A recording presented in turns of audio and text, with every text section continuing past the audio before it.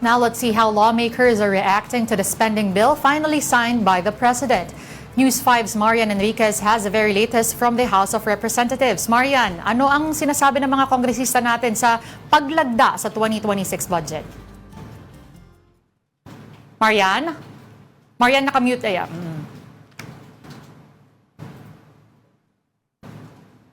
Hi, Denise and Word. Yeah.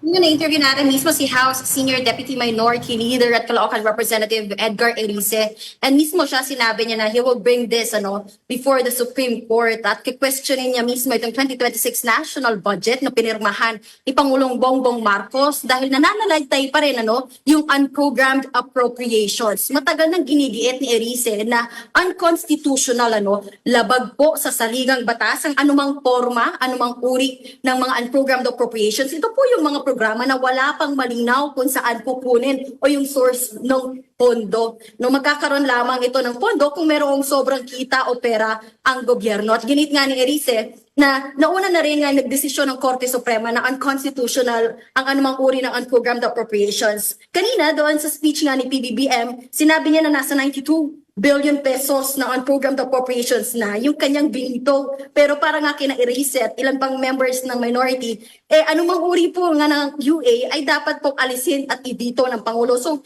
meaning kung 92 yung inalis ng Pangulo, dati nasa 243 billion pesos pa ito, nananalaytay pa rin yung nasa 150 billion pesos. Meron pa rin pong 150 billion pesos na unprogrammed appropriations ngayon sa 2026 national budget. At yan nga,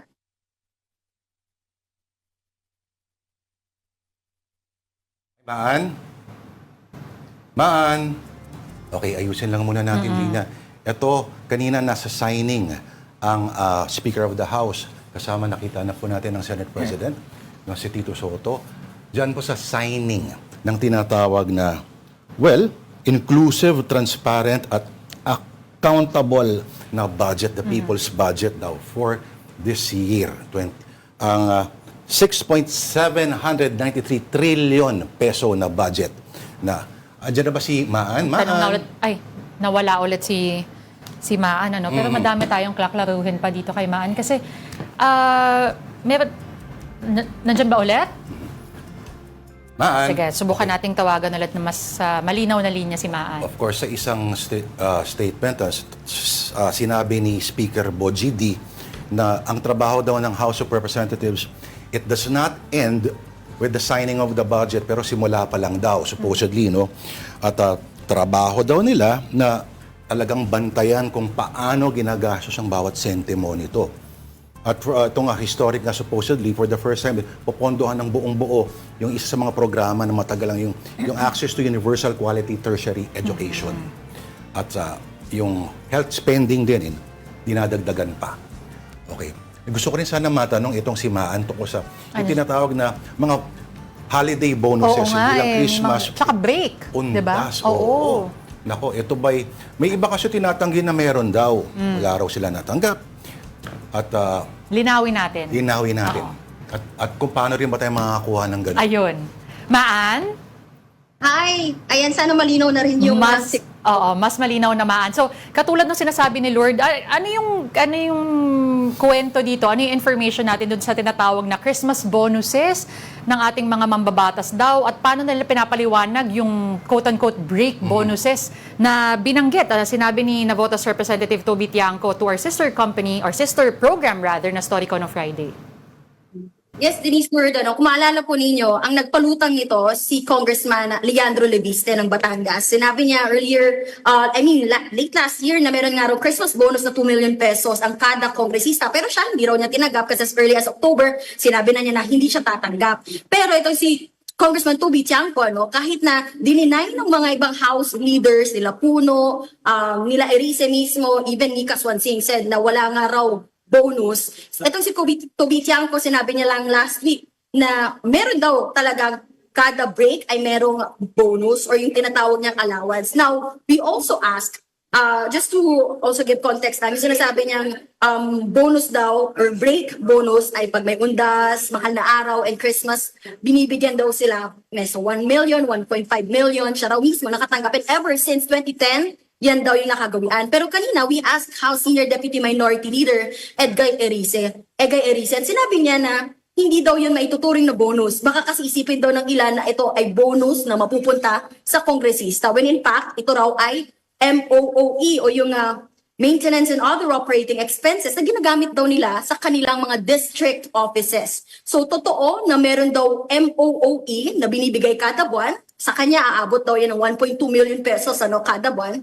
Pero meron din daw binibigay na mas malaking MOOE tuwing kada break. For example, yung mga Christmas. Yan, yung 2 million daw, meron din nga raw siyang natanggap na MOOE daw noong Christmas, pero ibinibigay nga raw po ito pasahod, utility, mga utility expenses nila sa kanilang distrito, upa, renta sa kanilang building, and even yung 13th month pay ng kanilang mga empleyado. Kasi we asked, kung meron na palang MOOE kada buwan, bakit mas malaki pa? Para saan tong MOOE kapag may break? Doon na pupunta, di ba? You also recall si DS Puno, Deputy Speaker Ronnie Puno, sinabi niya, para naman doon sa Christmas requirements ng kanilang mga distrito. So maaaring doon nga napupunta, no? Yung 13th month pay, I'm not sure kung may 14th month pa sila, pero discretion na yun. At ito pa ang nalaman natin kanina kay Kong Egay Erice, hindi pala ino-audit itong mga MOOE na ito. So ang nangyayari, liquidation by certification.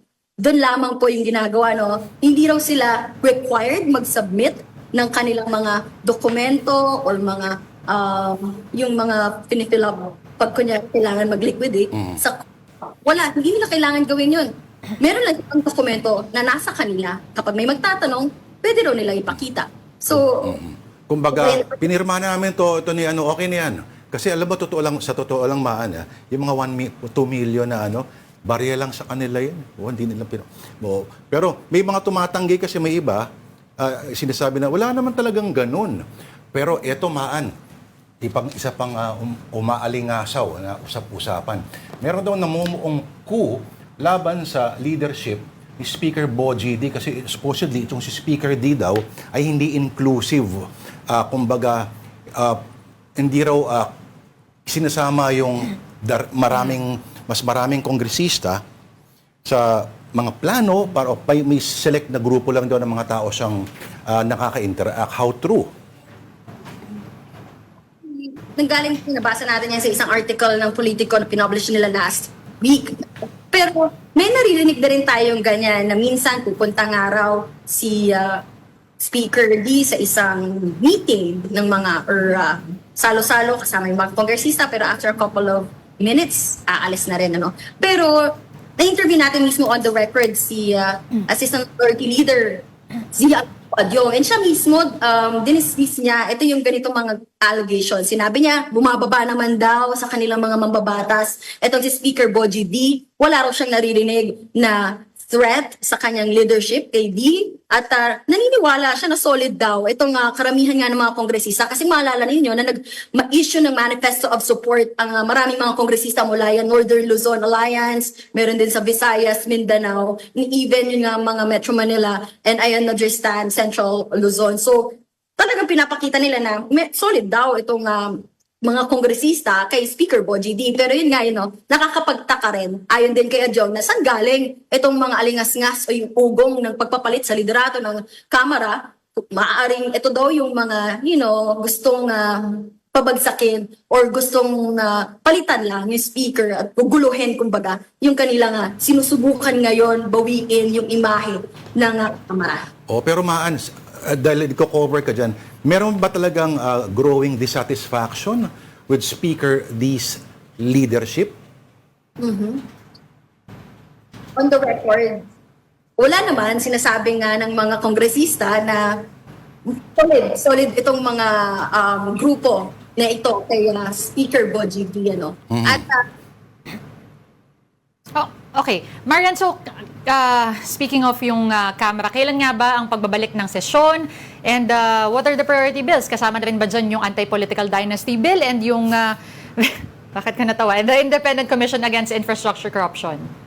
yes, 4th week ng January, babalik na po yung sesyon dito nga sa Kamara at inaasahan nga no, nakausap natin yung mismo nga chairman ng House Committee on Suffrage and Electoral Reforms na si Congressman Adyong at sinabi nga niya na isa nga ito doon sa priority nilang talakayan, Anti-Political Dynasty Bill. Actually, nasa 17 na yung mga panukalang batas na naghain ng mga contra dynasties nga. So yun yung iniisip nila, talagang medyo magiging madugo itong discussion about this. Kasi, di ba, meron mga nagsasabi, even si Speaker Boji D and the Majority Leader Sandro Marcos, nag-file sila ng sarili nilang political dynasty bill. Pero kung titignan mo, mabuti, parang nililegitimize pa nga, nililegalize pa nila yung mga political dynasties. So, tinanong natin, itong si Adjong na, Sir, paano natin masisiguro? How confident are you na makakapagpasa kayo ng isang genuine na anti-political dynasty? Well, sabi niya, tututukan nilang mabuti. They will even consult itong mga academe, magkakaroon sila ng public consultation para masiguro na, alam mo yun, hindi yung ending, dadalhin lang din pala sa Korte Suprema at ke-questionin doon. Alright, good luck na lang sa ating lahat. Nagpapasalamat kami sa iyong update at Happy New Year sa iyo, ang ating News 5 correspondent dyan po sa Batasan, si Marian Enriquez. Happy New Year, Maan.